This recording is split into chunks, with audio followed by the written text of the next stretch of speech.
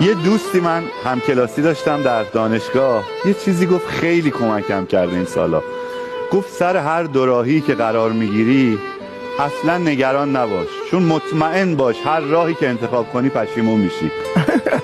و واقعا همینطوره، یعنی به نظر من با خیال راحت، چون بالاخره اون راهی که میری بدیاشو میبینی، اون یکی خوبیاشو تصور میکنی. ببین شما هر کاری که کردی ناشی از فکرت بوده، خب کردیش دیگه و درست بوده، چون انتخاب دیگه ای نتونستی بکنی، تو اونو بازی کردی.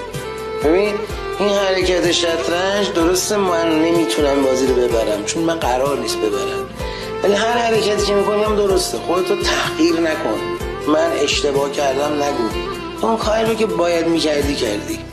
فردا به این که آگاه شدی کارهای بهتری خواهی کرد.